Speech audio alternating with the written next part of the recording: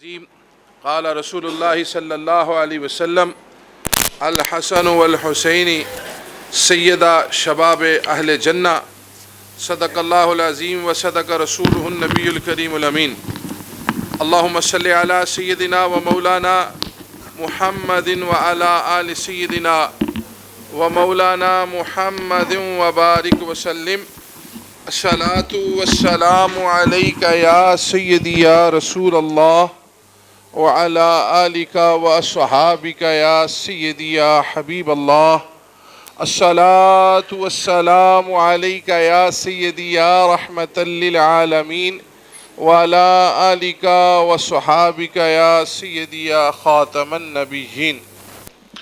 انتہائی واجب الاحترام حضرت علامہ مولانا پیر غلام مصطفیٰ صاحب اور انتہائی واجب الاحترام پیارے بزرگوں، پیارے دوستوں، پیارے بھائیوں، السلام علیکم ورحمۃ اللہ وبرکاتہ۔ درس قرآن کے اس ہفتہ وار سلسلہ میں انشاءاللہ آپ آج 3 اہم موضوعوں پر مختصر گفتگو سماعت فرمائیں گے، جن میں ایک آج کی نسبت 15 رمضان المبارک حضرت امام حسن رضی اللہ تعالیٰ عنہ کا یوم ولادت، 17 رمضان المبارک یوم وصال سیدہ بی بی عائشہ صدیقہ طیبہ طاہرہ محدثہ مفسرہ رضی اللہ عنہا، اور 17 رمضان المبارک ہی جو اسلام کا عظیم معرکہ غزوہ بدر، اس کے متعلق انشاءاللہ آپ گفتگو سماعت فرمائیں گے۔ ہمارے پیارے کریم آقا صلی اللہ علیہ وسلم کا فرمان ہے الحسن والحسین سیدہ شباب اہل جنہ۔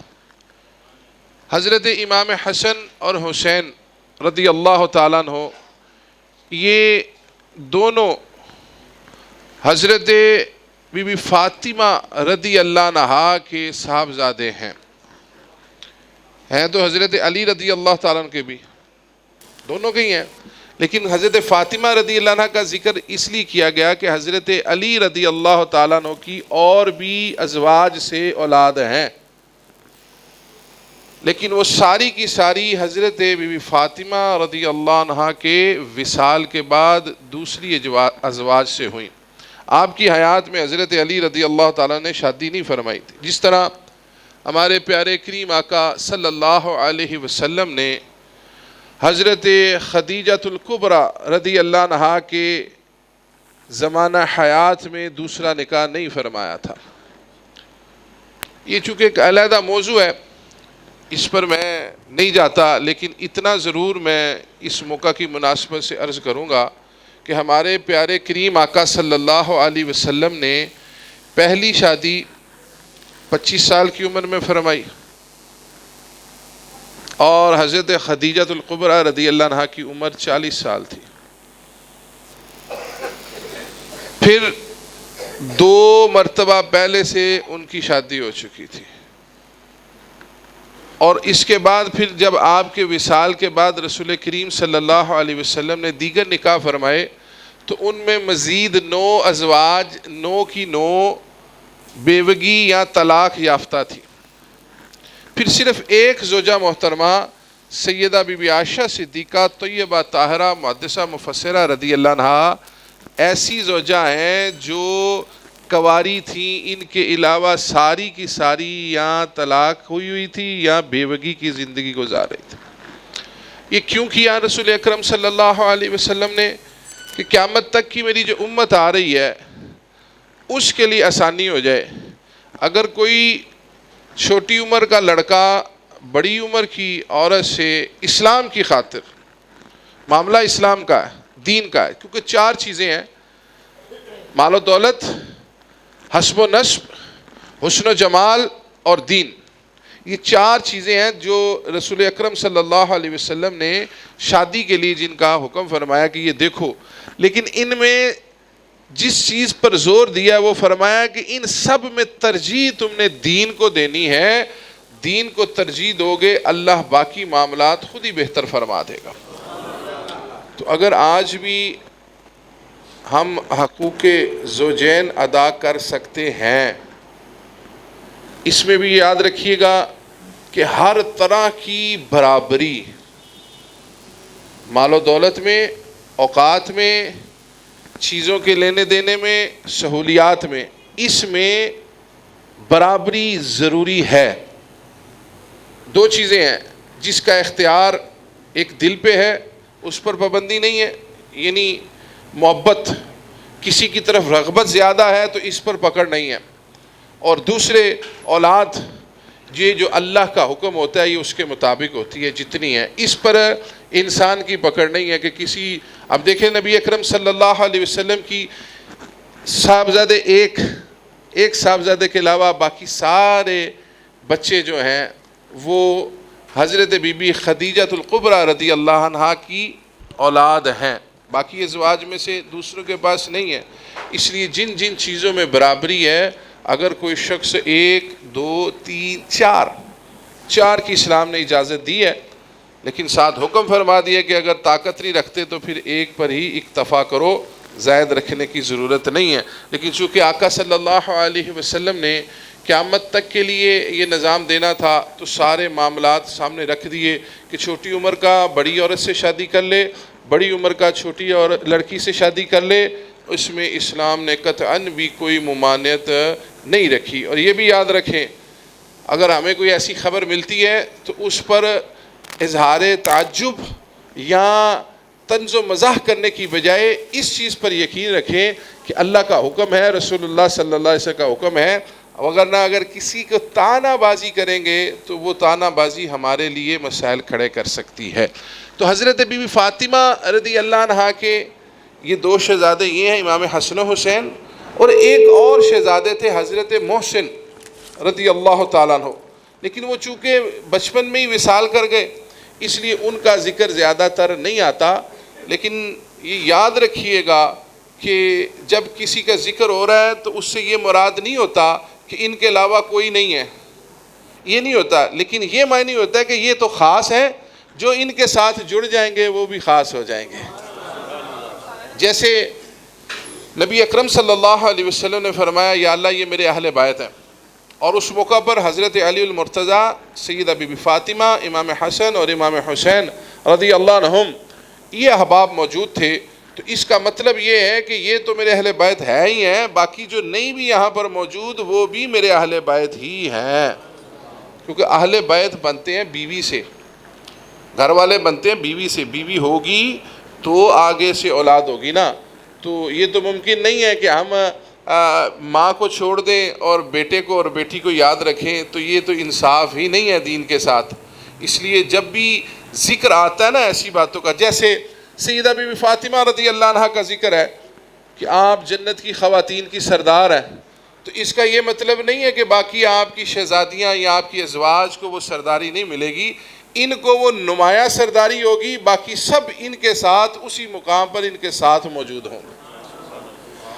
حضرت امام حسن نبی اکرم صلی اللہ علیہ وسلم کے پہلے نواسے ہیں، سب سے پہلی سیدہ بی بی فاطمہ رضی اللہ عنہ کی اولاد ہے۔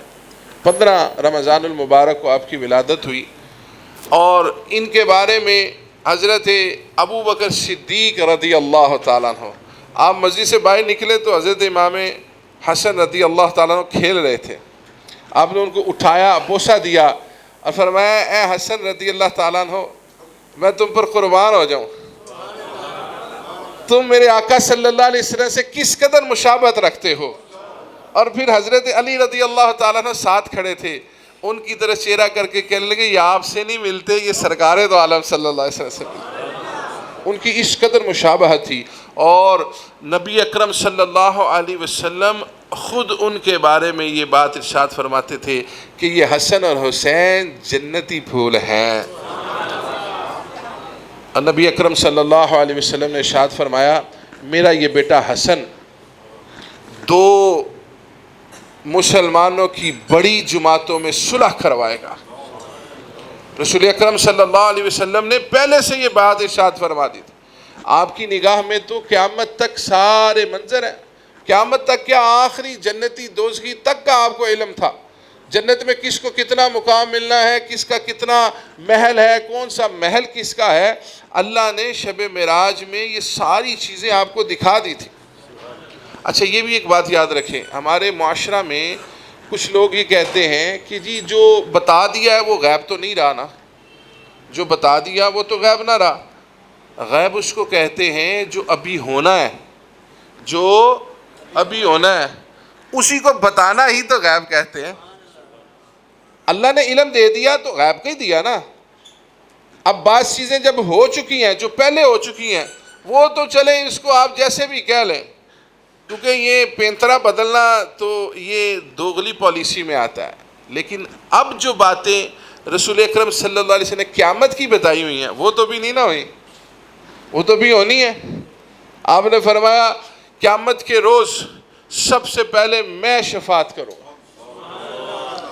کم و بیش 1,24,000 انبیاء کی موجودگی میں کسی نے شفاعت کی ذمہ داری نہیں لینی، فرمایا میں شفاعت کی ذمہ داری، میں سب سے پہلے جنت کی کنڈی کو ہلاؤں گا، میں سب سے پہلے جنت میں جاؤں گا، میرے ساتھ میری قوم کے غرباء سب سے پہلے جنت میں جائیں گے۔ پھر آخری جنتی اور دوزخی کی بھی بات بتا دی۔ اللہ تعالیٰ نے آپ کو سارا علم عطا فرمایا ہوا تھا، اور اسی علم میں یہ بھی بتایا ہوا تھا کہ ایک وقت آئے گا کہ دو مسلمانوں کی جماعتیں آپس میں اختلاف کر جائیں گی، اور اس اختلاف میں میرے بیٹے امام حسن رضی اللہ تعالیٰ عنہ ان کی صلح کروائیں گے۔ پچھلے کچھ عرصے میں یہ بڑا معاشرے کے اندر ایک طوفان برپا تھا، طوفان بدتمیزی۔ تو ایک شخص، میں نام نہیں کسی کا لوں گا کیونکہ بات سنانی ہوتی اصلاح کے لیے، کسی کو کچھ کہنے کے لیے نہیں۔ تو ایک شخص مجھے کہنے لگا کہ جی وہ 2 سید زادوں کی صلح ہو گئی ہے، آپ کو خوشی ہے؟ میں کہا جی مجھے تو ہر لڑے ہوئے مسلمان کی صلح ہونے پر خوشی ہے، میں تو اس چیز کا قائل ہوں کہ لڑائی کرنی نہیں چاہیے۔ ہمیں تو سبق ہی دیا گیا، ہمارے بابا جی نگینہ سرکار رحمۃ اللہ تعالیٰ اور میرے والد گرامی رحمۃ اللہ تعالیٰ فرمایا کرتے تھے کہ بیٹا جس لڑائی کے بعد صلح جو کرنی ہے اس کو لڑنے کی ضرورت نہیں ہے، بعد میں بھی تو صلح ہی کرنی ہے نا، تو پہلے ہی اس کو اس طریقے سے چلاؤ۔ یہ سمجھانے کے لیے ہوتا ہے، لیکن جو معاملات پہلے ہو چکے ہوتے ہیں نا وہ ہمارے لیے قابل نصیحت ہوتے ہیں، ان سے ہم نے نصیحت لینی ہے۔ یہ نہیں کرنا کہ ان کو لے کر ہم ان کے خلاف گفتگو شروع کر دیں، بلکہ ان کو لے کر اچھائی کی طرف جائیں۔ تو مجھے کہنے لگا آپ کو کوئی اعتراض ہے؟ میں کہا جی بالکل کوئی اعتراض نہیں۔ میں نے کہا لیکن میری بھی ایک بات ہے، آپ بھی اس پر ذرا تھوڑا عمل کریں محبت کے ساتھ۔ کہتے جی آپ بھی بتائیں۔ میں نے کہا دیکھو 1400 سال کے بعد، آج 1400 سال کے بعد آپ کہہ رہے ہیں 2 آل رسول انہوں نے صلح کر لی ہے، تو مجھے کوئی اعتراض نہیں ہے۔ تو جو اصل آل رسول صلی اللہ علیہ وسلم کی صلح تھی 1400 سال پہلے، اس پر آپ کو کیا اعتراض ہے؟ وہ دن گیا، آج کا دن کوئی بات نہیں دوبارہ۔ جو اصل آل رسول ہیں، جو نبی اکرم صلی اللہ علیہ وسلم کے سب سے پہلے نواسے ہیں، ان کی صلح ہمیں ماننے کو قبول نہیں ہے۔ آج ہم کہتے ہیں جی دوسرے صلح کر لیں، بھئی وہ بھی مانو یہ بھی مانو، ہم تو اس کو نہ ماننے کی بات ہی نہیں کر رہے۔ ہم تو کہتے ہیں جو سرکار کے اصل نواسوں نے، صلی اللہ علیہ وسلم کے اصل نواسوں نے دنیا میں محبت پھیلائی ہے، ہمیں ہی وہ محبت آگے لے کر چلنی ہے۔ تو حضرت امام حسن رضی اللہ تعالیٰ عنہ، ان کی زندگی 47 سالہ ہے، لیکن بڑے خشوع و خضوع کے ساتھ اور دین اسلام کی خدمت کے ساتھ انہوں نے زندگی گزاری، اور سیدنا امیر معاویہ رضی اللہ تعالیٰ عنہ سے انہوں نے صلح فرمائی اور اقتدار ان کے سپرد کیا۔ چونکہ یہ میرا موضوع نہیں ہے، میں اس طرف ہی رہتا ہوں تاکہ جو بات ہے وہ اس کو پورا کر سکے۔ حضرت امام حسن رضی اللہ تعالیٰ عنہ نے اپنی ساری زندگی رسول اکرم صلی اللہ علیہ وسلم کی سنتوں کے مطابق اور فرما برداری کے ساتھ گزاری ہے، اور صحابہ ان کو دیکھ کر خوش ہوا کرتے تھے کہ یہ وہ ہیں جن کو رسول اکرم صلی اللہ علیہ وسلم اپنا لعاب دہن شریف عطا فرمایا کرتے، آپ کے کندھوں پر سوار ہوتے تھے۔ تو آج ان کا بھی یوم وصال ہے۔ اسی طرح دوسری بات ہے سیدہ بی بی عائشہ صدیقہ طیبہ طاہرہ محدثہ مفسرہ رضی اللہ عنہا، حضرت سیدنا موسیٰ بن طلحہ رضی اللہ تعالیٰ عنہ فرماتے ہیں ما رأیت احدا افصح من عائشہ، میں نے حضرت بی بی عائشہ صدیقہ طیبہ طاہرہ محدثہ مفسرہ رضی اللہ عنہا سے زیادہ کسی کو فصیح و بلیغ نہیں پایا۔ ابھی مجھے قبلہ حضرت صاحب نے یہ خوشخبری سنائی ہے کہ انشاءاللہ ماہ شوال کی جو 10 تاریخ ہوگی نا، جب درس نظامی کی کلاسز کا آغاز ہوتا ہے، تو اس عظیم الشان جامعہ مرکز اسلام میں قادریہ تعلیم القرآن، یہاں پر بچوں کے درس نظامی کی کلاسز کا بھی آغاز ہو رہا ہے۔ بچیوں کا تو پہلے بھی ہو رہا ہے نا، تو اب بچوں کا بھی آغاز ہو رہا ہے۔ طلب علم فریضۃ علی کل مسلم، نبی اکرم صلی اللہ علیہ وسلم نے فرمایا علم حاصل کرنا ہر مسلمان، چاہے وہ مرد ہے چاہے وہ عورت ہے، اس پر فرض ہے۔ اور وہ کون سا علم ہے جو فرض ہے؟ ہم اپنے بچوں کو یہ تو بتا دیتے ہیں کہ چین تک چلے جاؤ چاہے تمہیں علم حاصل کرنے کے لیے جانا پڑے، لیکن کیا ہم ان کو یہ بتاتے ہیں کہ علم کون سا ہے، فرض علم کیا ہے؟ یہ فزکس، کیمسٹری، بایو، کمپیوٹر، یہ علم حاصل کرنے منع نہیں ہے، بالکل کرنے چاہیے، اور کر کے دنیا پر پوری طرح غلبہ پانا چاہیے۔ ہمارے بہت بہت بڑے سائنسدان گزرے ہیں جنہوں نے بہت بہت بڑی ایجادات کی ہیں، لیکن یہ ثانوی حیثیت ہے۔ فرضیت کس کی ہے؟ فرضیت ہے نماز، روزہ، زکوٰۃ، حج اور ضروریات شریعہ اور ضروریات زندگی، ان کے علوم کو حاصل کرنا ہمارے لیے فرض ہے۔ اب وضو کرنا ہے، وضو تو ہمیں پتہ ہونا چاہیے اس کے فرض کتنے ہیں، پتہ ہوگا تو پھر ہی کریں گے نا۔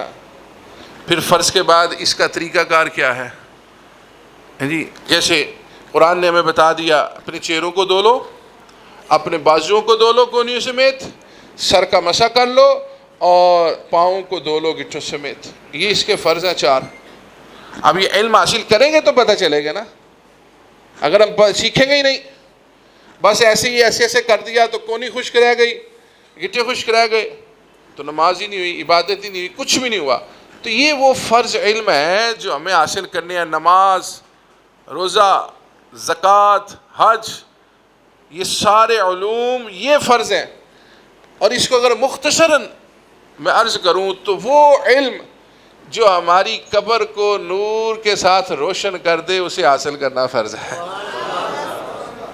تو اس کے لیے پھر سنیں، سیدہ بی بی عائشہ صدیقہ طیبہ طاہرہ محدثہ مفسرہ 2210 احادیث مبارکہ کی راویاں ہیں، 2210، اور 174 احادیث امام بخاری اور امام مسلم علیہ رحمہ نے اپنی کتابوں کے اندر درج کی ہوئی ہیں ان سے۔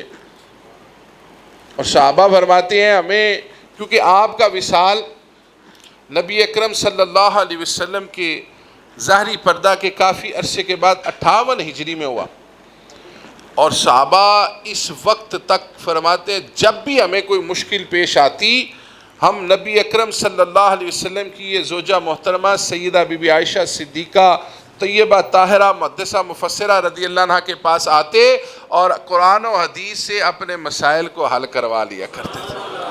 اس کا مطلب یہ ہوا کہ اگر کوئی عورت دین کا علم سکھا رہی ہے تو اس سے مسائل پوچھے جا سکتے ہیں، لیکن باپردہ عورتیں بھی آج کل ٹی وی پر بیٹھی ہوئی ہیں جی، ننگے منہ، فیشن کیے ہوئے، وہ چہروں پہ میک اپ اور یہ وہ لگائے ہوئے۔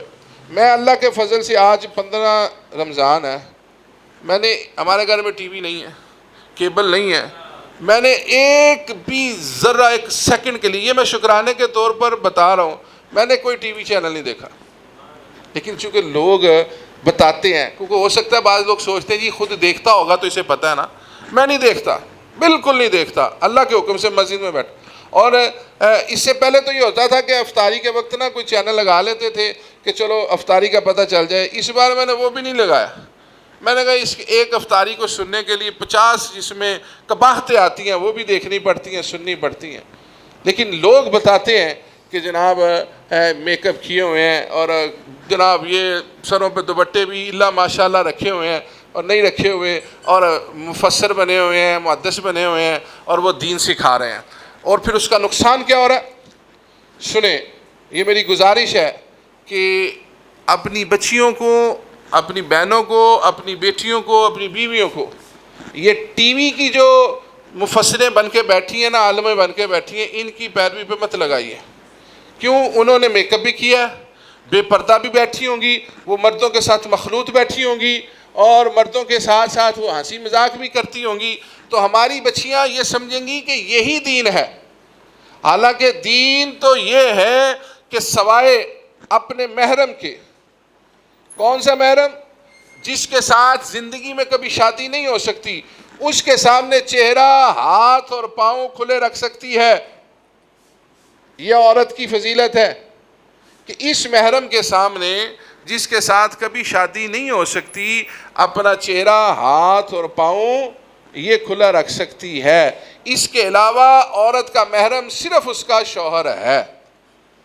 عورت کا محرم صرف اس کا شوہر ہے، باقی جن سے شادی نہیں ہو سکتی، اور جو ٹی وی پر آئیں گے تو وہ تو سارے ہی وہ غیر بیٹھے ہوتے۔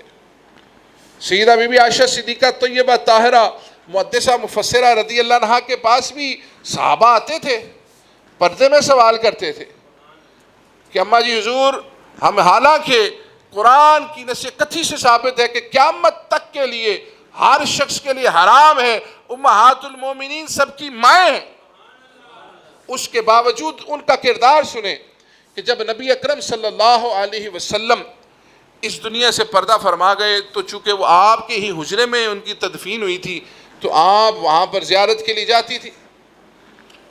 پھر حضرت ابو بکر صدیق رضی اللہ تعالیٰ عنہ کا وصال ہو گیا، وہ آپ کے والد گرامی تھے، آپ پھر زیارت کے لیے جاتی تھی بغیر پردے کے۔ پھر حضرت عمر بن خطاب رضی اللہ تعالیٰ عنہ کا جب وصال ہوا تو آپ نقاب پردہ کر کے وہاں پر زیارت کے لیے گئیں، تو بیویاں کہنے لگی اماں جی آپ اب پردہ کرنے لگ گئی ہیں۔ فرمایا پہلے میرے شوہر اور والد یہاں پر موجود تھے جو میرے محرم تھے، اب وہ بھی موجود ہیں جو میرے محرم نہیں ہیں، باوجود اس کے کہ مومنوں کی مائیں ہیں۔ کردار یہ بتایا کہ قبرستان بھی جاؤ تو با پردہ ہو کر جاؤ، اور یہ بھی ہمیں سبق دیا کہ مردے دیکھتے بھی ہیں، سنتے بھی ہیں، پہچانتے بھی ہیں۔ یہ ان کا کردار تھا، انہوں نے اپنی ساری زندگی دین اسلام کی خاطر گزاری۔ اب جب آپ کے ساتھ جا رہے ہیں نا ایک جگہ پر، نبی اکرم صلی اللہ علیہ وسلم ساتھ موجود ہے، آپ کا ہار کھو گیا، سیدہ بی بی عائشہ صدیقہ رضی اللہ عنہا کا۔ اب ہار کھو گیا تو پڑاؤ پڑ گیا، جب پڑاؤ ہو گیا تو پانی کی قلت ہو گئی، جب پانی کی قلت ہو گئی تو حضرت ابو بکر صدیق رضی اللہ تعالیٰ چونکہ والد تھے تو آپ آئے اور پیچھے سے نا کمر سے زور سے ایسے کر کے کیا، بیٹی تھی ان کی، کہ آپ نے کیوں ہار کی بات کی؟ گم گیا تھا تو گمتا رہتا، آپ خاموش، چونکہ والد بھی ہیں تو کہنا بھی کچھ نہیں ہے۔ پھر یہ وقت آیا کہ نماز جو ہے وہ قضا کی طرف جا رہی تھی، تو ایمان والے نبی اکرم صلی اللہ علیہ وسلم کی بارگاہ میں حاضر ہو گئے، عرض کرتے ہیں یا رسول اللہ صلی اللہ علیہ وسلم، نماز کا وقت جا رہا ہے، ہمارے پاس پانی نہیں ہے، کیا کریں؟ تو اللہ تعالیٰ نے تیمم کی آیات نازل فرما دی۔ صحابہ نے کہا ابو بکر صدیق رضی اللہ تعالیٰ عنہ، آپ کے تو ہم پر پہلے ہی بڑے احسانات تھے، آج اللہ نے ایک اور احسان کر دیا ہے جی۔ اسی لیے اللہ تعالیٰ نے یہ نظام رکھا ہوا تھا کہ پہلے انبیاء کو کتابیں دے دی جاتی تھی، صحیفے دے دیے جاتے تھے۔ فرمایا اے پیارے محبوب صلی اللہ علیہ وسلم، اب نظام بدل دیا گیا ہے، اب آپ کو یہ نہیں کہا جائے گا آئیے کتاب لئیے اور جا کے لوگوں کو سکھائیے، بلکہ اب آپ جدھر جدھر جائیں گے جیسی جیسی ضرورت ہوگی ویسے ویسے کتاب نازل ہوتی رہے گی۔ جہاں ضرورت جس چیز کی آئی، کہیں اپنا چہرہ بیت اللہ کی طرف کرنے کا دل کیا تو رب نے قرآن نازل کر دیا جی۔ کبھی تیمم کی آیات نازل ہو گئی، کبھی شراب کی ممانعت آ گئی، کبھی حرام کی، جس جس چیز کی ضرورت پڑتی رہی اس کے مطابق۔ یہ قرآن جو اِنَّا أَنزَلْنَاهُ فِي لَيْلَةِ الْقَدْرِ، اللہ نے فرمایا ہم نے لیلۃ القدر میں اس کو نازل کیا ہے، یہ آسمان دنیا سے لوح محفوظ پر پورے کا پورا نازل ہو گیا تھا، لیکن اس کے بعد کم و بیش 23 سال کے عرصہ میں جہاں جہاں ہمارے آقا صلی اللہ علیہ وسلم کو جس جس چیز کی ضرورت پڑتی رہی، اللہ تعالیٰ اس موقع پر قرآن مجید کو نازل فرماتا رہا۔ تو سیدہ بی بی عائشہ صدیقہ طیبہ طاہرہ رضی اللہ عنہا کی وجہ سے ہمیں تیمم کی بھی اللہ نے نعمت عطا فرمائی ہے۔ نبی اکرم صلی اللہ علیہ وسلم خود یہ بات ارشاد فرماتے ہیں کہ صحابہ، میری زوجہ بی بی عائشہ صدیقہ طیبہ طاہرہ کا وہ مقام ہے عورتوں کے اندر جیسا سرید کا مقام تمام کھانوں پر ہے۔ سرید اس دور کی ایک بڑی اعلیٰ ڈش ہوتی تھی جس میں بڑی محنت ہوتی تھی اور بہت سی چیزیں پڑتی تھی، اور گوشت، دالیں، اور بڑا خوبصورت نظام ہوتا تھا، مثلا جسے آج کل ہم ہریسہ بھی کہتے ہیں، اسی ٹائپ کی۔ تو اس کو جب پکایا جاتا تھا نا تو ہر بندے کو یہ ہوتا تھا کہ یار اتنا عالی شان کھانا کوئی ہے ہی نہیں ہے۔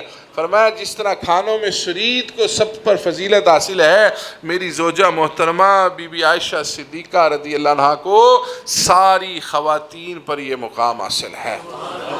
اب اس کا قطعاً یہ مطلب نہیں ہے کہ کسی کی تعریف سے کسی دوسرے کی کو کمی ہو رہی ہے۔ ادھر حضرت بی بی عائشہ صدیقہ طیبہ طاہرہ محدثہ مفسرہ رضی اللہ عنہا خود فرماتی ہیں کہ میرے پیارے کریم آقا صلی اللہ علیہ وسلم حضرت خدیجہ الکبریٰ رضی اللہ تعالی عنہا کی اتنی تعریفیں کیا کرتے تھے کہ بعض اوقات ہمیں لگتا تھا کہ شاید کوئی دوسری زوجہ ہے ہی نہیں ہے ان کی غیر موجودگی میں۔ اور ایک بات اور، نبی اکرم صلی اللہ علیہ وسلم اپنی ازواج کے عزیز و اقارب کے ساتھ بھی محبت والا تعلق رکھتے تھے۔ صرف بیوی ہی ہمارے لیے تعلق کی حقدار نہیں ہے، جب کسی سے تعلق بنتا ہے تو پھر اس کے اہل گھر والے ماں باپ بہن بھائی سے بھی تعلق ہوتا ہے۔ اس لیے جو شادی شدہ لوگ ہیں وہ یہ بات ذہن نشین رکھیں کہ عفو و درگزر جو ہے یہ بہت بڑا کمال ہے۔ اگر سسرال کی طرف سے کچھ سختی بھی آتی ہے تو اس کا نتیجہ اپنی بیوی کو گالم گلوچ یا برا بلا کہنا نہیں ہے، بلکہ صبر و شکر کرنا چاہیے۔ جب ہم صبر کریں گے تو اللہ ہم کو اس کے بدلہ عظیم اجر عطا فرمائے گا۔ اور بلخ ایک نوجوان ایک بزرگوں کے پاس بیٹھا ہوا تھا، کہنے لگا حضرت صاحب مجھے یہ بتائیں کہ صبر اور شکر کیا ہے؟ فرمایا نہ ملے تو حوصلہ رکھو، یہ صبر ہے، اور مل جائے تو شکر ادا کرو۔ نہ ملے حوصلے میں رہو، صبر ہے، مل جائے تو شکر ادا کرو۔ کہنے لگا حضرت یہ تو بڑا عام سے مسئلہ ہے، یہ تو میرے بلک کے کتے بھی کرتے ہیں۔ کیا مطلب ہے تمہارا؟ کہتے جی وہ مالک نہ دے نا تو وہ صبر کرتے ہیں، دے دے تو وہ اس کا شکر ادا کرتے ہیں، پاؤں بھی چاٹتے ہیں اسے۔ فرمایا تیرے نزدیک اس کی کیا تعریف ہے؟ کہا میں یہ کہتا ہوں اگر نہ ملے تو شکر ادا کرو، اگر نہ ملے تو، اور مل جائے تو اظہار کر دو۔ کہیں گے یار یہ اس کا کیا مطلب ہے؟ کہا اس کا مطلب یہ ہے کہ جب نہیں ملا تو صبر کیا نا، یہ صبر بھی ایک نعمت ہے، اس پر اللہ کا شکر ادا کرو کہ ہمیں صبر کی نعمت ملی ہوئی ہے۔ تو جب مل جائے تو پھر اسے اپنے تک نہ رکھو، دوسروں تک بھی اظہار کرتے رہو۔ اس لیے فیملیز اس وقت خوبصورت ہو جاتی ہیں کہ جب انسان کسی تلخی کو نظر انداز کر دے، کسی بات کو خود سے معاف کر دے، کیونکہ نبی اکرم صلی اللہ علیہ وسلم کا فرمان ہے کہ جو شخص باوجود اس کے کہ طاقت رکھتا ہو، باوجود اس کے کہ بدلہ لے سکتا ہو، باوجود اس کے کہ اس کا قصور بھی نہ ہو، پھر بھی معاف کر دے، اللہ کے ہاں بہت پسندیدہ ہے۔ یعنی غلطی بھی نہیں تھی، اس کو سزا دینے کی طاقت بھی تھی، بدلہ بھی لے سکتا تھا، لیکن پھر بھی اللہ کا حکم سمجھ کے کہ کوئی نہیں، اللہ نے حکم دیا ہوا ہے، معاف کر دینے سے یہ خاندانوں میں نکھار پیدا کر دیتا ہے۔ اور اگر ذرا سی بات پہ ہم غصے میں آتے ہیں، ہم اپنی بیوی کو دھمکیاں دیتے ہیں، اپنے ساس سسر کو دھمکیاں دیتے ہیں، تو اس کا مطلب ہے کہ ہم نے دین کو سیکھا ہی نہیں ہے۔ اسی لیے یہ علماء مدارسوں کو، مساجدوں کو آباد کرنے کی کوشش میں لگے رہتے ہیں کہ لوگ یہاں آئیں گے، دین کے مسائل سیکھیں گے، دین کے معاملات سیکھیں گے، پھر اپنے خاندانوں میں خوش اسلوبی کے ساتھ زندگی گزاریں گے۔ حضرت بی بی عائشہ صدیقہ طیبہ طاہرہ محدثہ مفسرہ رضی اللہ عنہا کو اللہ نے بڑا سخی بھی بنایا ہوا تھا، بہت سخی تھی۔ ایک مرتبہ آپ کی خدمت میں 1,00,000 درہم پیش کی۔ کتنے؟ 1,00,000 درہم۔ اس وقت ان کی قیمت بنتی ہے 50 لاکھ روپیہ، اور یہ وہ دور تھا کہ جب 2 درہم کی بکری بھی آ جاتی تھی، 2 درہم میں بکری آ جاتی تھی، چھوٹی سی، بڑی مہنگی ہوتی تھی، چھوٹی سستی ہوتی تھی۔ تو حضرت بی بی عائشہ صدیقہ رضی اللہ عنہا نے شام ہونے سے پہلے پہلے وہ 1,00,000 درہم تقسیم کر دی ہے۔ اب یہ بات ذہن نشین رکھیں کہ اپنی اس دور کے اندر ضروریات زندگی اولاد کے لیے، اہل خانہ کے لیے اس کا بندوبست کرنا، یہ بھی پہلے اللہ کا حکم ہے کہ اپنے اور اپنے اہل و عیال کا خیال رکھو۔ اب اس کے بعد جو معاملات ہوں ان کے ساتھ باقیوں کو بھی جہاں تک طاقت ہو اس کے ساتھ ان کے لیے بھی بھلائی کرنی چاہیے۔ اب سرکار دو عالم صلی اللہ علیہ وسلم نے تو ہر کام پوری پیک تک کر کے دکھا دیا کہ یہ کر لو، کوئی حرج نہیں ہے، کر سکتے ہو، لیکن ہم نے چونکہ ہم کمزور ہیں، ہم اپنے آپ کو اس طرح لے کر چلتے ہیں کہ ہمارے سارے معاملات درست ہوں، تو اس میں جب ہم اپنے اہل و عیال کی ضروریات کو پورا کر کے دین کی خدمت کریں گے تو ہمیں بھی اسی طرح کا اجر و ثواب ملتا رہے گا، کیونکہ پہلے اہل و عیال ہے۔ یہ نہیں ہے جب اللہ نے حکم دیا نا کہ ذات راہ اختیار کرو، حج پہ جانے کے لیے بھی پہلے حکم دیا، تو اس میں بھی ضروری ہے کہ اپنا وہاں کا بھی خرچہ جو ہے تمہارے پاس ہونا چاہیے، اور جن کو پیچھے چھوڑ کے جا رہے ہو، بیوی، بیٹے، بیٹیاں، ماں باپ، ان کا بھی پچھلے دنوں کا خرچہ ان کے پاس موجود ہونا چاہیے۔ یہ نہ ہو کہ ہم ادھر حج کے لیے گئے ہوئے ہیں اور اولاد پیچھے بھوکی پیاسی ہے۔ اللہ نے اس حد تک اہل و عیال کی فکر ہمیں دی ہے، اور رسول اکرم صلی اللہ علیہ وسلم فرماتے ہیں تم میں سے بہتر وہ ہے جو اپنے اہل خانہ کے لیے بہتر ہے، اور میں تم میں سے سب سے زیادہ اپنے اہل خانہ کے ساتھ بہترین ہوں۔ ہمارے آقا صلی اللہ علیہ وسلم گھر کے کام کاج کر دیا کرتے تھے، اس لیے نہیں کرتے تھے کہ آپ کو کوئی ضرورت تھی کہ میں نہیں کروں گا تو کام نہیں ہوگا، اس لیے کرتے تھے کہ جو یہ کام کرے گا اپنے اہل خانہ کے ساتھ تعاون کرے گا، ضروریاتی زندگی میں ہر وقت ساتھ رہے گا، اس کو بھی سنت مصطفیٰ صلی اللہ علیہ وسلم کا ثواب ملتا رہے گا۔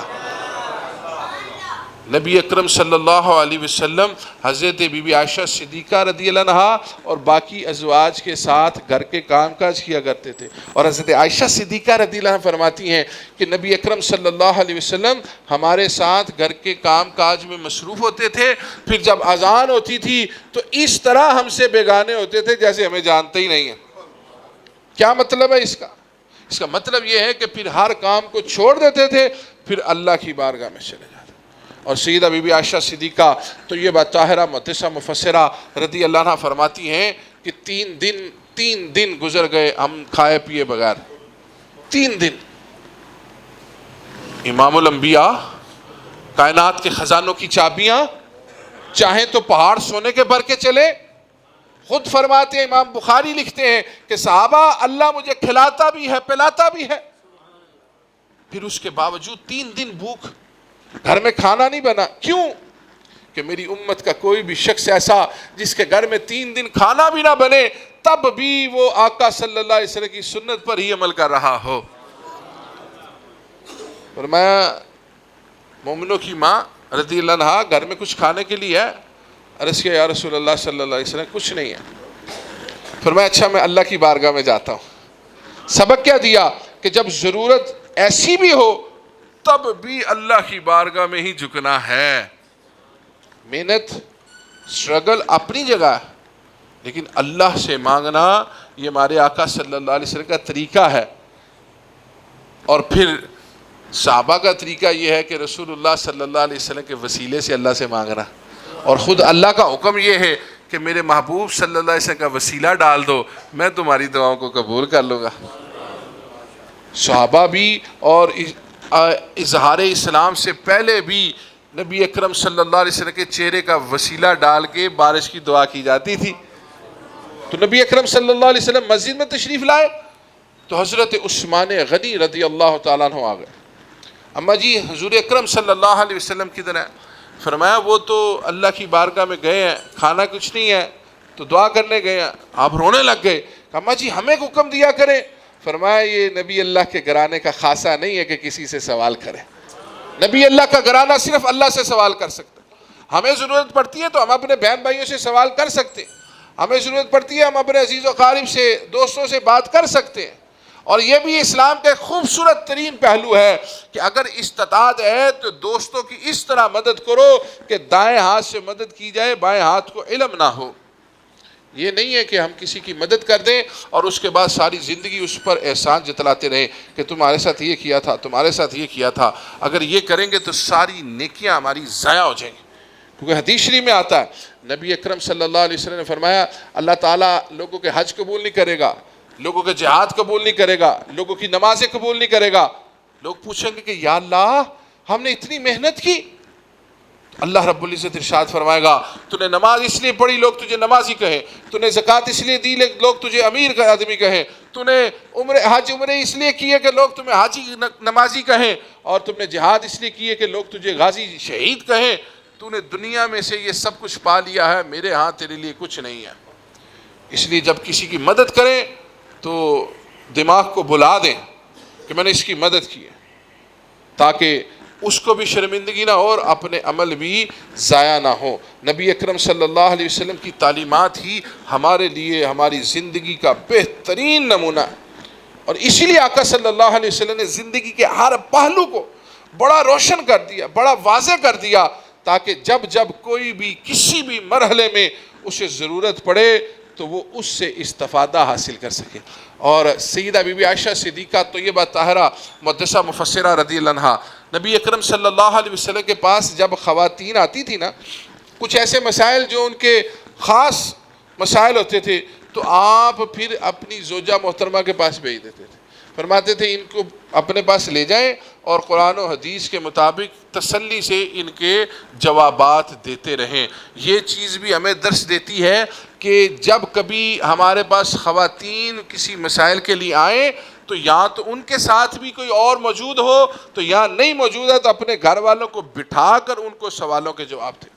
میں نے اپنے والد گرامی رحمۃ اللہ تعالیٰ کو ساری زندگی اس پر عمل کرتے دیکھا کہ آپ کبھی بھی کسی عورت، بچی، بوڑھی، جوان، کسی بھی عمر کی جو خواتین ہیں کبھی کسی سے اکیلے نہیں ملے تھے۔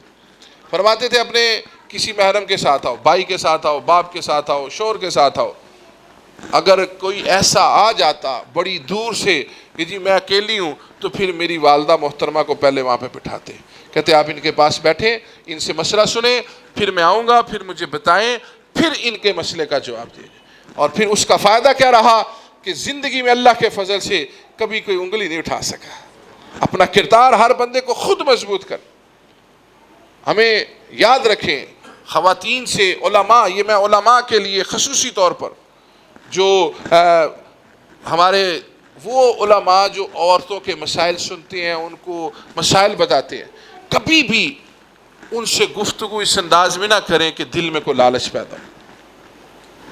اور میں شکرانے کے طور پہ بتا رہا ہوں، اور مجھے بعض اوقات نا بعد میں خود ہنسی آتی ہے، یہ میرے بھائی ہیں سارے، یہ مجھے فون کریں گے نا، میں بیٹا جی کیا حال ہے، پھر مجھے کہتے ہیں یار یہ کیا سوچتے ہو گے کہ ہمیں بھی بیٹا، یہ عادت میرے والد گرامی نے مجھے ڈال دی کہ بچی ہو، بچہ ہو، بوڑھی ہو، جوان ہو، وہ ہم اس کو بہن جی یا بیٹا جی کہتے ہیں، تاکہ دل کے اندر کوئی خلش آئے ہی نہ کہ یار ایک طرف منہ سے اس کو بہن کہہ رہا ہے، اوپر سے بیٹی کہہ رہا ہے، پھر تو اپنے دل میں کچھ اور وسوسہ پیدا کرے گا۔ یہ بہت ضروری ہے اس خطرناک دور میں، بہت ضروری ہے، وگرنہ ایک لمحہ لگتا ہے سب کچھ تباہ ہو جاتا ہے، پھر نام سارے دین کے اوپر چڑھ جاتا ہے، حرکت کسی ایک کی اور نام سارے دین کا۔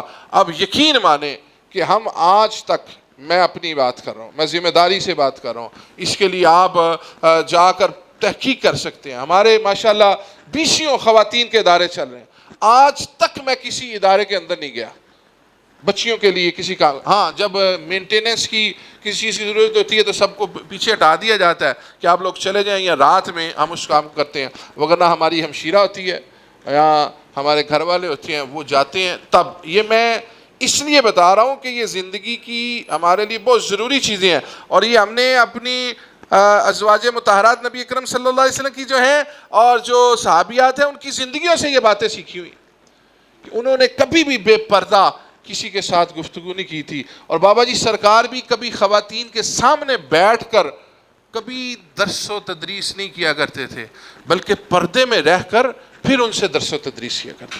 اس لیے یہ سیدہ بی بی عائشہ صدیقہ طیبہ طاہرہ رضی اللہ تعالیٰ کا جو دین کا مشن ہے نا, یہ اتنے سال انہوں نے 63 سالہ عمر تھی ان کی, اور 9 سے 12 سال سے نبی اکرم صلی اللہ علیہ وسلم کی زوجیت میں وہ آ گئی, اور پھر اس کے بعد ساری زندگی دین اسلام کی خدمت میں گزار دی. اس لیے ہمیں بھی اپنی اولادوں کو یہ کردار سکھانے ہیں, ان کو بتانا ہے کہ ہماری بیٹیوں ان کو دیکھو, یہ ٹی وی پر بیٹھی اینکروں کو مت دیکھو, ٹی وی پر بیٹھے فلاسفروں کو مت دیکھو, یہ تو دنیا دار لوگ ہیں, دیندار لوگ یہ ہیں, ان کی زندگیوں سے سبق حاصل کرو. اور اب تیسری بات جو غزوہ بدر کے متعلق ہے, نبی اکرم صلی اللہ علیہ وسلم نے 10 سال مکہ شریف میں بڑے تحمل بردباری کے ساتھ کفارین کے جتنے بھی سختیاں تھے, ان کی دشمنیاں تھیں, ان کو برداشت کیا. شیب ابی طالب کی گھاٹی بھی گئے اور بھی بہت سے وقت دیکھے, حتیٰ کہ ایک روز ابو جہل نے رسول اکرم صلی اللہ علیہ وسلم کے ساتھ انتہائی درجے کی بدتمیزی کر دی. حضرت امیر حمزہ رضی اللہ تعالیٰ عنہ شکار سے واپس آئے, آپ کی لونڈی نے کہا آج آپ کے بھتیجے کے ساتھ ابو جہل نے یہ کیا. حضرت امیر حمزہ رضی اللہ تعالیٰ عنہ اسی وقت اپنی تلوار پکڑ کے ڈھونڈنے چلے گئے, دیکھا کہ حرم میں بیٹھا ہے, وہ تلوار کا دستہ اس کے سر پر مارا, خون نکال دیا, کہا خبردار اگر آج کے بعد تو نے میرے بھتیجے کو کچھ کہا. آئے نبی اکرم صلی اللہ علیہ وسلم کے پاس کہ میں نے آپ کا بدلہ لیا ہے. فرمایا پیارے چچا مجھے خوشی تو تب ہوگی جب آپ دین میں داخل ہو جائیں گے, اپنے بدلے کی کوئی خوشی نہیں ہے. کہا مجھے خوشی تب ہوگی جب آپ دین میں داخل ہو جائیں گے. کہا اچھا ایسی بات ہے تو پھر پڑھاؤ مجھے کلمہ لا الہ الا اللہ محمد رسول. فرمایا یہ میرے لیے کائنات کی سب سے بڑی خوشی ہے. اور نبی اکرم صلی اللہ علیہ وسلم آپ حضرت علی رضی اللہ عنہ کو فرماتے ہیں, علی رضی اللہ تعالیٰ عنہ آپ کی تبلیغ سے, آپ کی اصلاح کرنے سے اگر ایک شخص بھی مسلمان ہو جاتا ہے 100 سرخ اونٹوں سے زیادہ فضیلت ہے. تو ان کی سختیاں برداشت کی, اس لیے نہیں برداشت کی کہ آپ کمزور تھے, معاذ اللہ ثم معاذ اللہ, اس لیے برداشت کی کہ جب دین کی راہ پر کوئی چلے تو پھر اس کو بہت سے مسائل آئیں گے, ان سارے مسائلوں کو برداشت کرنا بھی امام الانبیاء کی سنت ہے. حضرت جبرائیل امین علیہ السلام آتے ہیں, عرض کرتے ہیں یا رسول اللہ صلی اللہ علیہ وسلم آپ حکم فرمائیں یہ پہاڑ اٹھا کر ان مکہ والوں کے اوپر گرا کے ان کو ختم کر دوں. فرمایا نہیں, میں رحمت بنا کر بھیجا گیا, میں نے اگلا وقت دیکھنا ہے. ہمارے آقا صلی اللہ علیہ وسلم نے تبلیغ کی, اور جب شاہ نجاشی کے پاس صحابہ گئے نا تو اس سے سوال کیا, کہنے لگے یہ بتاؤ کہ دین اسلام میں داخل ہونے والے زیادہ غربا ہیں یا امراء ہیں؟ فرمایا یہ زیادہ غریب ہی ہیں, امیر بھی داخل ہو رہے ہیں لیکن زیادہ غریب داخل ہو رہے ہیں. فرمایا ان کی تعداد میں اضافہ ہو رہا ہے کہ کمی ہو رہی ہے؟ کہا ہر روز اضافہ ہو رہا ہے. اتنی سختیوں کے باوجود, اتنے ظلم و ستم کے باوجود پھر بھی لوگ جوک در جوک دین اسلام میں داخل ہو رہے تھے. اس سے پتہ لگتا ہے کہ کافر جو ہے نا, کافر روز اول سے اسلام کا دشمن ہے, آج بھی دشمن ہے, آج بھی سختیوں پہ سختیاں کرتا ہے, لیکن مسلمان ہمت سے کھڑا رہتا ہے. پھر جب نبی اکرم صلی اللہ علیہ وسلم مدینہ شریف چلے گئے تو اس کو پھر بے چینی کافر کو کہ یہ وہاں پرسکون کیسے چلے گئے. اس نے حملے کی تیاری شروع کر دی. اطلاع پہنچ گئی نبی اکرم صلی اللہ علیہ وسلم کو کہ مکہ والے جو ہیں وہ جنگ کی تیاری کر کے تو نکل رہے ہیں.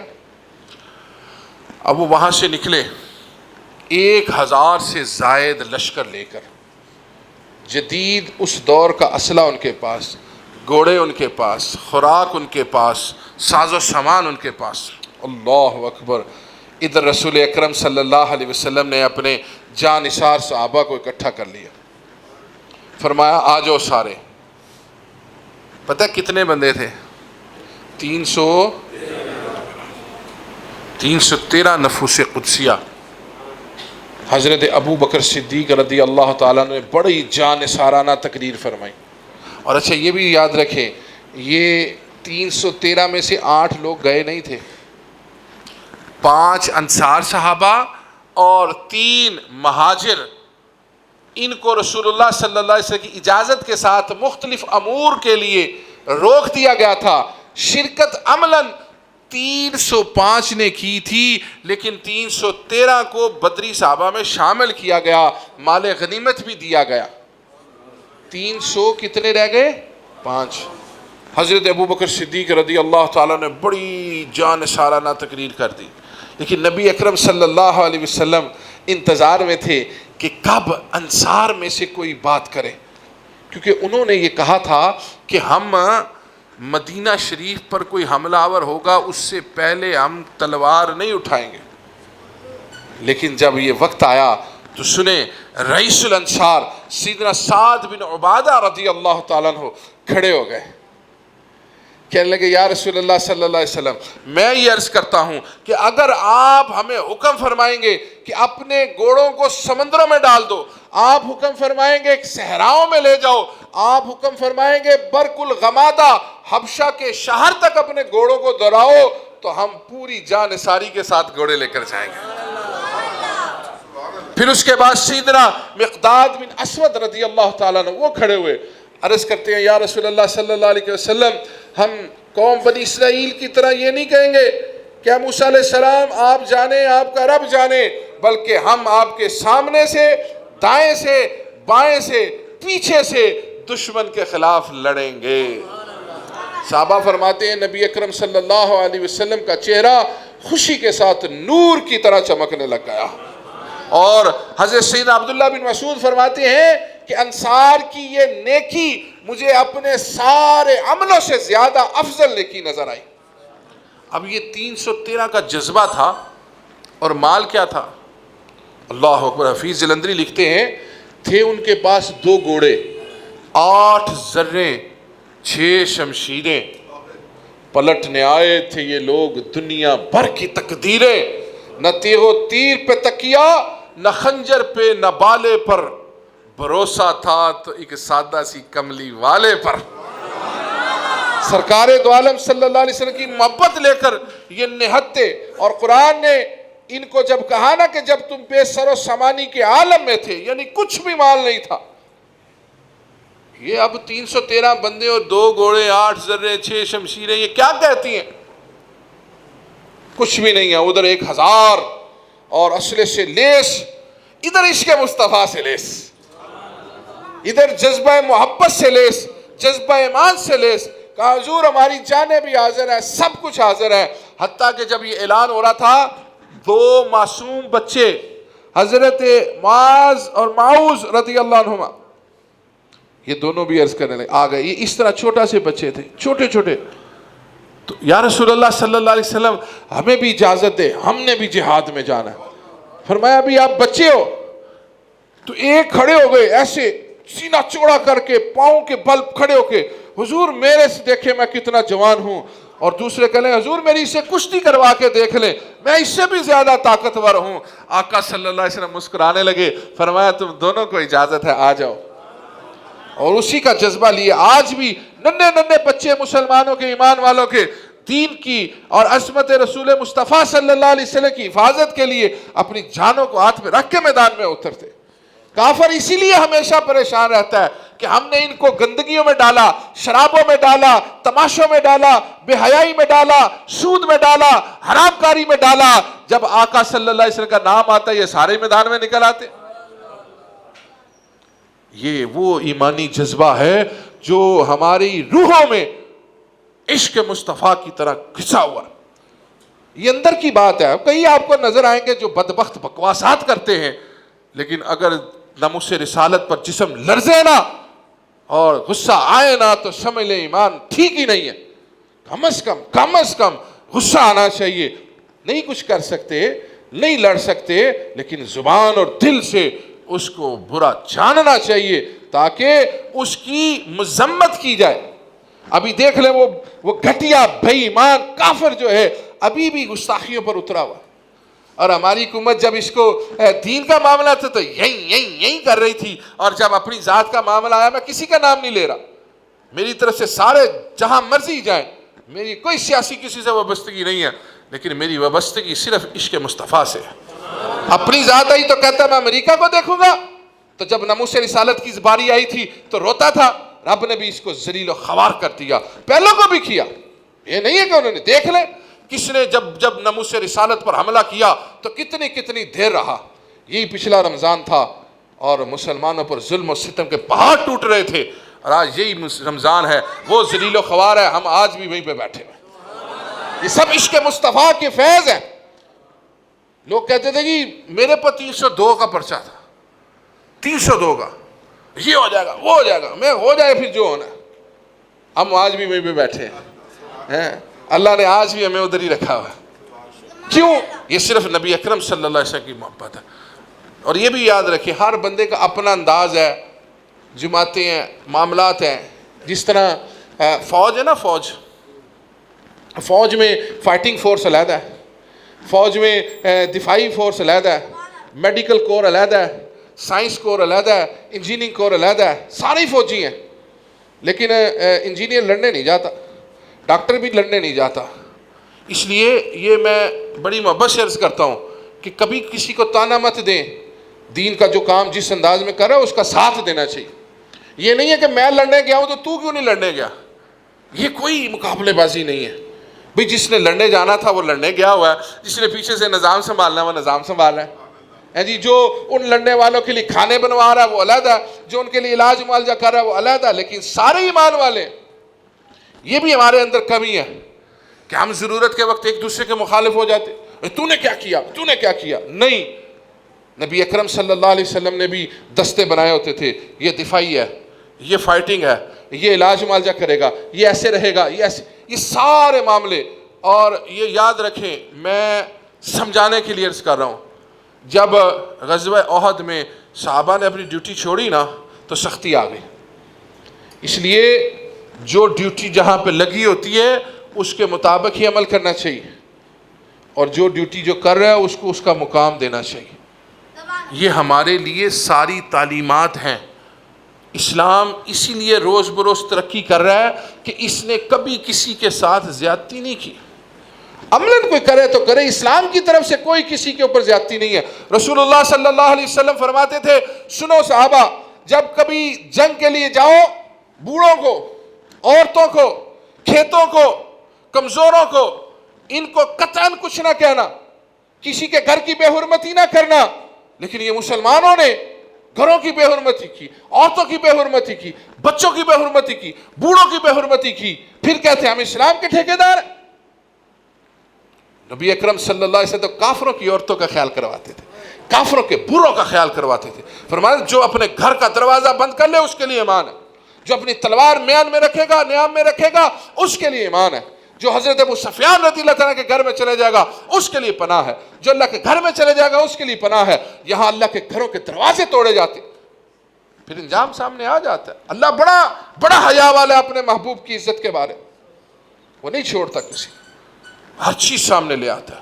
اب یہ غزوہ بدر بھی ہمیں جذبہ دیتا ہے کہ 313 صحابہ, مختصر سا سامان اور 2 ننھے بچے, یہ تقریباً 60 میل کے فاصلے پر, 62 میل مدینہ شریف سے باہر.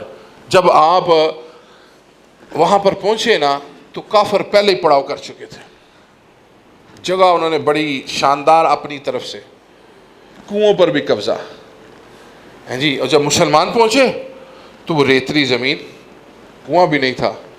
اور وہ دل میں خیال آ رہا تھا, اللہ نے قرآن نازل کر دیا سورۃ الانفال کہ تم پر آسمان سے پانی اتارا, تمہیں خوب ستھرا کر دیا, شیطان کی ناپاکی کو تم سے دور کر دیا, تمہارے دلوں کو اور تمہارے قدموں کو مضبوط کر دیا.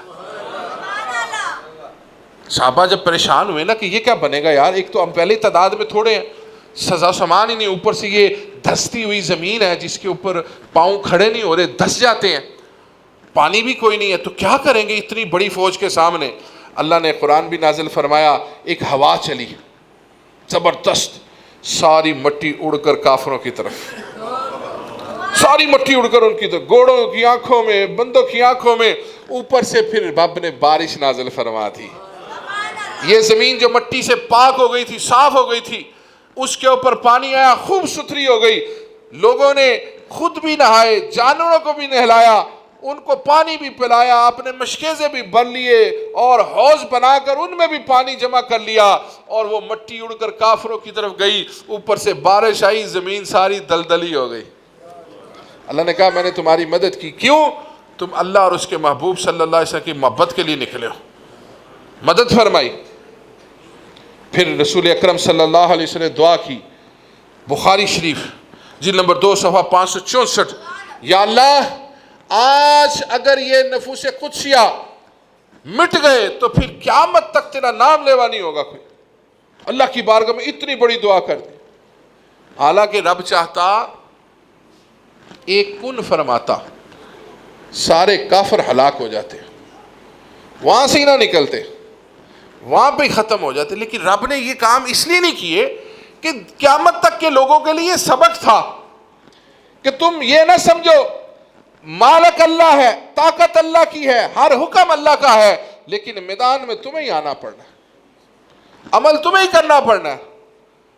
ہم یہ کہتے ہیں یا اللہ ہماری مدد فرما، مدد رب کسی کے ذریعے کرتا ہے، تو ہم کہتے ہیں یار یہ تو ہمارے لیے فرشتہ ہی ثابت ہوا، یہ نہ آتا تو ہمارا کام ہی نہ ہوتا۔ نہیں، وہ بھیجا کس نے ہے؟ اللہ نے۔ ایمان والے کا یہ عقیدہ ہے، اور یہ بالکل ایمانی عقیدہ ہے۔ حضرت سلیمان علیہ نبینا علیہ السلام اپنے دربار میں تشریف فرما، پتہ چلا کہ ملکہ بلقیس رانی ملک سبا سے آ رہی ہے، اور بڑا نزدیک وقت آ چکا، حالانکہ 1500 میل کا فاصلہ تھا اس کا، لیکن بہت قریب آ چکی تھی، یعنی اسی مجلس میں اس نے آنا تھا جس میں آپ تشریف فرما تھے۔ تو آپ نے اعلان فرمایا کہ تم میں سے ہے جو اس بلقیس رانی کا تخت اس کے آنے سے پہلے لا کر دے؟ وہ 60 گز 90 گز 40 گز اونچا لمبا چوڑا تخت جو پردوں میں پڑا ہوا، اللہ سے نہیں کہا کہ یا اللہ میں تیرا نبی ہوں اور میرے دربار میں ملکہ بلقیس رانی آ رہی ہے تو تخت تو پہنچا دے، اللہ سے نہیں کہا۔ قرآن پڑھ کے دیکھ لیں۔ ایک جن اٹھا، کہنے لگا میں لے کے آتا ہوں۔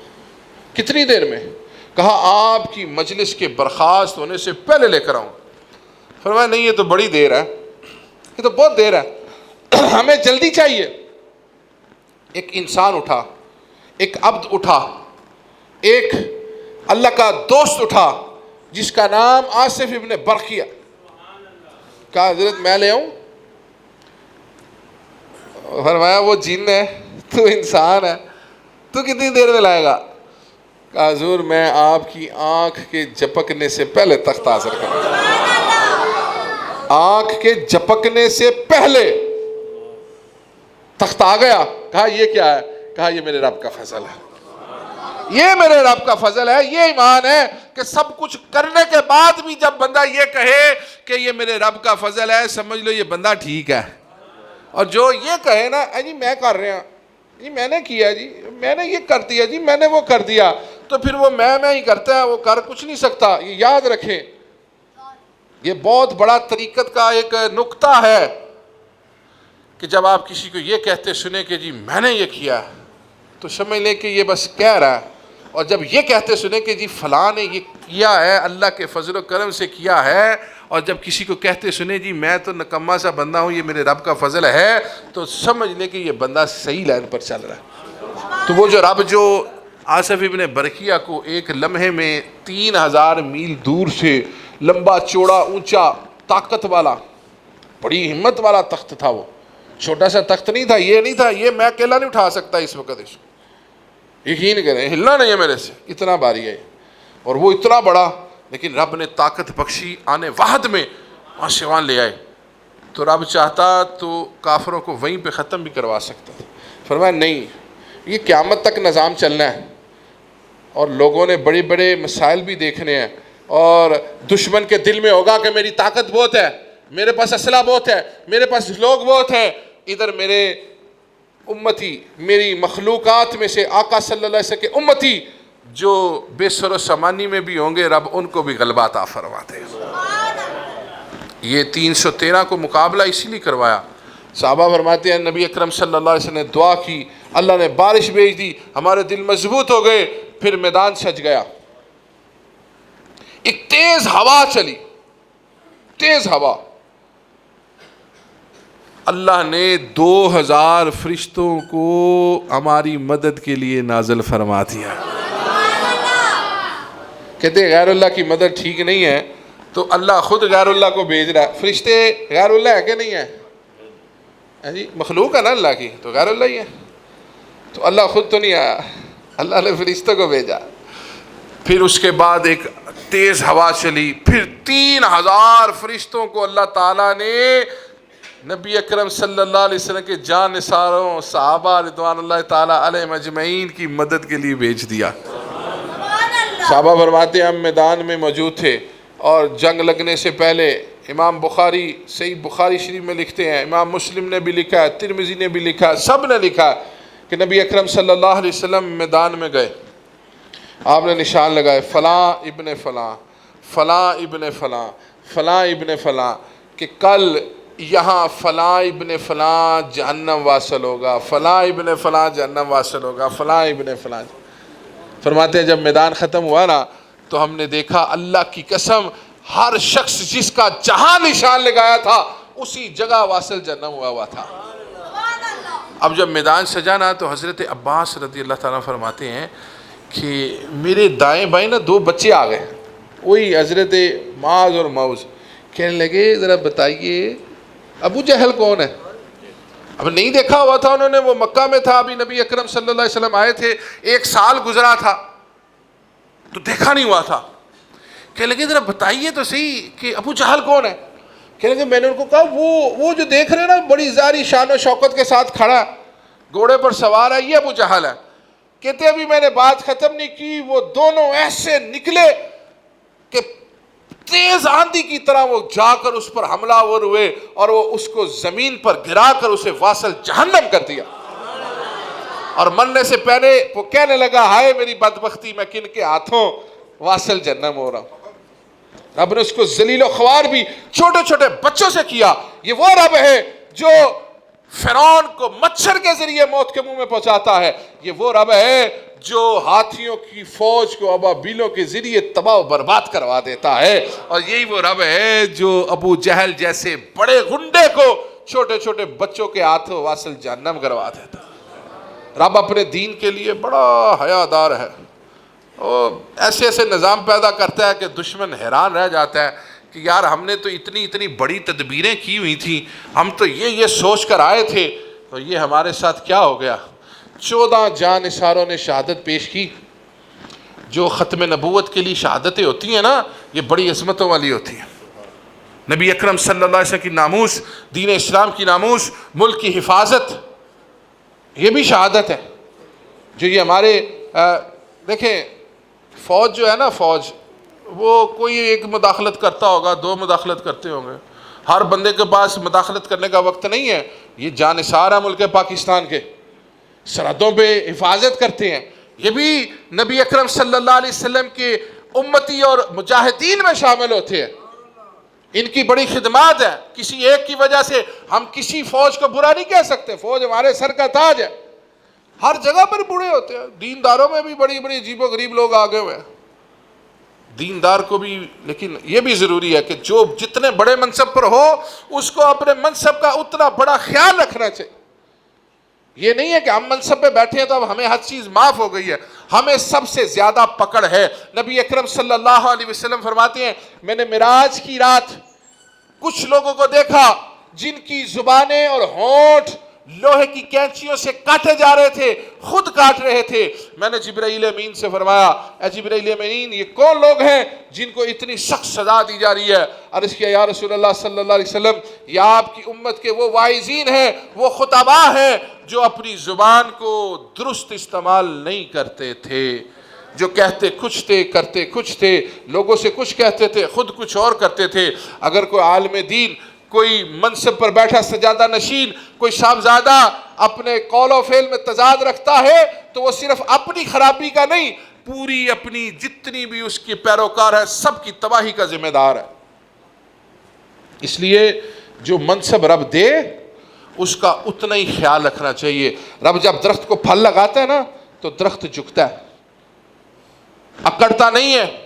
جس کو پھل لگے وہ جھک جاتا ہے، اور جو جھکے نا سمجھ لیں کہ یہ اکڑ میں ہے، یہ اکڑ میں ہے۔ اس لیے میں یہ چونکہ میرا اپنا گھر ہے، میں نے سمجھانا ہے، آپ میرے بھائی ہیں، بزرگ ہیں، میرے والد گرامی رحمۃ اللہ کی آپ کے ساتھ بڑی محبتیں تھیں، وہ محبتیں میرے ساتھ بھی ہیں، تو میرا کام ہے کہ میں آپ کو اس چیزوں سے آگاہ کروں کہ یہ وقت تھوڑا ہے، مختصر ہے۔ جی ابھی میں ایک دیکھ رہا تھا، ایک بچہ رات تراویح پڑھا کے نکلا، اس کا ایکسیڈنٹ ہوا، اللہ کو پیارا ہو گیا۔ زندگی تو اتنی سی ہے، سمجھ ہی کوئی نہیں، ایک لمحہ لگنا ہے اور دنیا سے چلے جانا ہے ہم نے۔ پھر کس چیز کی اکڑ ہے ہمارے اندر؟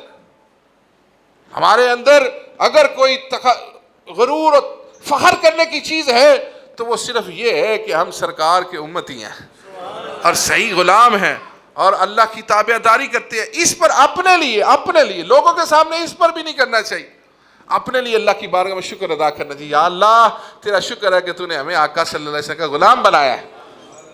یہ وہ غلام تھے جنہوں نے اپنی مال جان، اور یہ صحابہ بڑے بڑے امیر صحابہ تھے جن کی مکہ شریف کے اندر بڑی بڑی جائیدادیں تھیں، بڑے بڑے کاروبار تھے، بڑے بڑے جانوروں کے ریوڑ تھے، بڑے بڑے کھیت تھے، لیکن دین اسلام کی خاطر مہاجر بن کے سب کچھ چھوڑ کے مدینہ شریف تشریف لائے۔ پھر رب نے فتح مکہ پر ساری دنیا کو دکھا دیا کہ یہ وہ ہے جو یہاں سے بے سر سمانی میں نکلے تھے، آج دنیا ان کی تابعدار ہے۔ 14 جانشاروں نے اور 72 کافروں کو واصل جہنم کیا گیا، 72 کو۔ نبی اکرم صلی اللہ علیہ وسلم نے فرمایا صحابہ بدری مجاہدین اس میری امت میں سب سے زیادہ فضیلت والے انسان ہیں، اور بدری فرشتوں کی فوج یہ سارے فرشتوں میں سب سے زیادہ فضیلت والی ہے۔ اور رسول اکرم صلی اللہ علیہ وسلم نے پھر حضرت ابو بکر صدیق رضی اللہ تعالیٰ عنہ کے دور خلافت میں مسلمہ کذاب کے زمانے تک کسی بھی مارکہ میں غزوہ میں ان بدری مجاہدین کو آپ شریک نہیں فرماتے تھے کہ یہ نفوس قدسیاں نشانیاں ہیں، ان کی وجہ سے برکتیں ہیں، ان کو ہم نے اب کسی غزوہ میں کسی جنگ میں نہیں لے کر جانا۔ لیکن جب نبی اکرم صلی اللہ علیہ وسلم کی ناموس کی باری آئی، نبی اکرم صلی اللہ علیہ وسلم کے ختم نبوت کے عقیدے کی باری آئی، تو سیدنا ابو بکر صدیق رضی اللہ تعالیٰ نے فرمایا کہ اب کوئی بدری ہے، کوئی سادہ ہے، اب سارے آقا کی ناموس کے لیے میدان میں نکل آئیں گے صلی اللہ علیہ وسلم۔ تو یہ ناموس رسالت بھی ہمارے لیے غزوہ بدر ایک جذبہ پیدا کرتا ہے کہ ان لوگوں نے آقا صلی اللہ علیہ وسلم کی محبت کو سب سے پہلے رکھا، اور یہی نبی اکرم صلی اللہ علیہ وسلم نے ہمیں ارشاد فرمایا ہے کہ تم اس وقت تک کامل مومن نہیں ہو سکتے جب تک اپنی اولاد، ماں باپ اور ہر شے سے بڑھ کر مجھ سے محبت نہیں کرو گے۔ اس کا مطلب پتہ کیا ہے؟ اولاد سے بھی محبت کرو، ماں باپ سے بھی محبت کرو، کاروبار بھی کرو، دین بھی پڑھو، سب کچھ کرو، لیکن جب آقا صلی اللہ علیہ وسلم کی بات آ جائے پھر نہ ماں باپ کوئی اہمیت رکھتے ہیں، نہ بہن بھائی، نہ اولاد، پھر آقا صلی اللہ علیہ وسلم کی بات پہلے ہے۔ تو میں پھر دوبارہ یہ آپ کو آگاہ کر رہا ہوں کہ جو مدارس ہوتے ہیں نا یہ ہمارے بچوں اور بچیوں کی ایمان کی حفاظت کے لیے ہوتے ہیں، ان کو ضرور یہ تعلیم دلوائیں تاکہ ان کو پتہ ہو عقیدہ، یقین مانیں۔ میں بڑے شرمندگی سے بھی اور بڑی عاجزی سے بات کر رہا ہوں کہ یہ وہ دور آ چکا ہے کہ جو بچے بچیاں مدارس سے تعلق نہیں نہ رکھتے ان کو شرعی مسائل کا پتہ ہی نہیں۔ پہلا ایک دور تھا جب سپیکر بھی بڑے کھلے ہوتے تھے، ہاں جی، محلوں میں بھی اکٹھے ہو کے بیٹھے ہوتے تھے لوگ، علماء اپنے محلے داروں کو مساجد سے درس و تدریس کرتے تھے۔ اب سپیکر بھی بند ہے، اب مدارس کو بھی محدود کیا گیا ہے، اس لیے اصل بات ہم تک نہیں پہنچتی، وہ ٹی وی پر بیٹھے ہوں کہ جھوٹی باتیں ہی پہنچ رہی ہیں، تو ان کی باتوں پر عمل کر کے پھر ہماری اولادیں خراب ہو رہی ہیں۔ کہتے ہیں جی وہ دیکھو جی او مرزا جیل میں یہ کہتا ہے، او غامدی یہ کہتا ہے جی، اب ان کو مسائل پتہ ہوں گے تو ان کا جواب دے سکے گا نا۔ کہتے ہیں جی ایک رات میں قرآن کیسے پڑھ لیتا کوئی؟ تو بھائی تمہارے خود بھی مدارس میں شبینے میں ایک رات میں پڑھتے ہو کہ نہیں پڑھتے؟ اس وقت تو تمہیں نہیں سمجھ آتی۔ یہ بچوں کے عقائد مضبوط کرنا، ایمان مضبوط کرنا ہے۔ نبی اکرم صلی اللہ علیہ وسلم فرمایا میری امت میں 73 فرقے ہوں گے، ایک ہی کامیاب ہوگا، تو دعا کریں اللہ ہمیں کامیابوں میں شامل کر دے۔ اور کامیابی یہی ہے، اللہ کے حبیب نبی اکرم صلی اللہ علیہ وسلم کے والدین، آپ کی ازواج مطہرات، آپ کے اہل بیت، آپ کے صحاب، اولیاء اکرام، ان سب کے ساتھ محبت کرنا کامیابی ہے۔ کسی ایک کے ساتھ بھی کوئی بغض و دعوت نہیں رکھنی۔ تو انتہائی واجب الاحترام پیارے بزرگوں، دوستوں، بھائیوں، یہ مہینہ ایک غیر فرض عبادت کو فرض کر دیتا ہے، یعنی اس کا ثواب فرض کے برابر، اور ایک فرض 70 فرضوں کے برابر ہو جاتا ہے۔ اپنے ارد گرد علماء، مدارس، مساجد، ان کا بھرپور خیال رکھے، کیونکہ یہ 1 روپیہ بھی کسی کو ہم دے دیں گے نا، 1 روپیہ بھی، جب تک یہ چیزیں قائم رہیں گی نا، ہمارے کھاتے میں بھی نیکیاں اور اجر و ثواب بڑھتا رہے گا۔ تو دنیا کے لیے ہم بڑی تگودو کرتے ہیں، بڑی محنت کرتے ہیں، آخرت کے لیے نبی اکرم صلی اللہ علیہ وسلم نے صحابہ سے پوچھا، صحابہ یہ کھیت کن کے ہیں، یہ جانور کن کے ہیں، یہ گھر کن کے ہیں؟ یا رسول اللہ صلی اللہ علیہ وسلم ہمارے ہیں۔ فرمایا ابھی تم دنیا سے چلے جاؤ تو پھر؟ یا رسول اللہ صلی اللہ علیہ وسلم پھر تو یہ ہمارے نہ ہوئے، یہ تو ہماری اولادوں کے ہیں۔ یا رسول اللہ صلی اللہ علیہ وسلم ہمارا کیا ہے؟ فرمایا جو اپنے ہاتھ سے اللہ کی راہ میں خرچ کر جاؤ وہ تمہارا اپنا مال ہے۔ تو رات کے کھانے کا بھی انتظام ہم کرتے ہیں، بلکہ اگلے مہینے کا پورا تیار کرتے ہیں چارٹ، تو قبر کا بھی تیار کرنا چاہیے، قبر کی روشنی کا، جی قبر کے اندر جنت کی ٹھنڈی ہواؤں کا۔ یہ دیکھیں اے سی لگا ہوا، ہم کتنے سکون سے بیٹھے ہیں۔ باہر سے میں جب آیا تو اتنی تیز گرمی تھی، جب اندر آیا ٹھنڈک پڑ گئی، میں یا سبحان اللہ۔ تو یہی میدان حشر لگا ہوگا اور ایسی گرمی ہوگی کہ ہم اندازہ نہیں کر سکتے۔ سورج ہمارے سر کے اوپر ہوگا، زمین تانبے کی ہوگی، لیکن اس ساری گرمی میں بھی اللہ کے نیک بندے اللہ کے عرش کے سائے کے نیچے ہوں گے، ان کو پتہ ہی نہیں لگ رہا ہوگا، ان کو پتہ ہی نہیں لگ رہا ہوگا۔ تو ایک بات آخری کر کے، یہ باتیں جتنی مرضی کرتے رہیں وقت گزرتے جاتے ہیں، اللہ کے حبیب کی باتیں ختم نہیں ہوتی۔ یہ میں آپ نے میرے سے پہلے بھی کئی مرتبہ سنی ہوں گی، میں سنانے کا ثواب لے لوں گا، اور جو اس پر عمل کر لے گا اس کے عمل کرنے پر بھی مجھے ثواب مل جائے گا، اس کو بھی ثواب مل جائے گا۔ یہ مہینہ برکتیں حاصل کرنے کا مہینہ ہے، اور جو اس مہینے میں کسی روزے دار کا روزہ افطار کرواتا ہے نا، اسے 3 نیکیاں ملتی ہیں، اس کے سارے گناہ بخش دیے جاتے ہیں، اس کی گردن کو جہنم کی آگ سے آزادی دے دی جاتی ہے، اور اس کو بھی روزے دار جتنا ثواب دے دیا جاتا ہے۔ صحابہ نے اس کے یا رسول اللہ صلی اللہ علیہ وسلم ہم میں سے ہر ایک تو اس نعمت کو نہیں پا سکے گا۔ فرمایا جو 1 گھونٹ پانی، 1 کھجور یا 1 گھونٹ دودھ کے ساتھ بھی کسی کو روزہ افطار کروا دے گا، اللہ اس کو بھی یہ تینوں اجر عطا فرما دے گا۔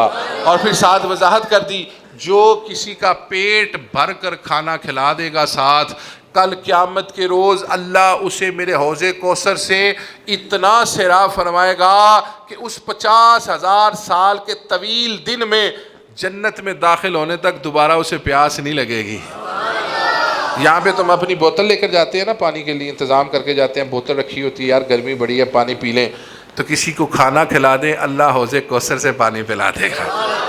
تو یہ ضروری نہیں ہے کہ 10 کو کھلائیں گے، 1 کو بھی کھلا دیں گے، 1 کا بھی اتنا ہی ثواب ہے۔ تو جب 1 کا ثواب اتنا ہے تو صحابہ نے اس کے حضور آپ فرماتے ہیں جو ماں باپ کو 1 مرتبہ دیکھے اسے 1 حج کا ثواب ہے، تو جو 100 مرتبہ دیکھے فرمایا اسے 100 حج کا ثواب ہے، تو جو 100 بندوں کو کھلائے گا اسے 100 مرتبہ اور پانی پلایا جائے گا۔ یہاں پر 1 کی پیاس جو ہے وہ ختم ہو جائے گی تو 100 کا کیا عالم ہوگا۔ اللہ تعالی ہم سب کو اس ماہ مبارک کی برکتیں حاصل کرنے کی توفیق عطا فرمائے، اور جتنے ہم نے روزے رکھے ہیں ان کو قبول فرمائے، اور آنے والوں کو نبھانے کی توفیق عطا فرمائے۔ ابھی عزیز صاحب دعا فرماتے ہیں انشاءاللہ۔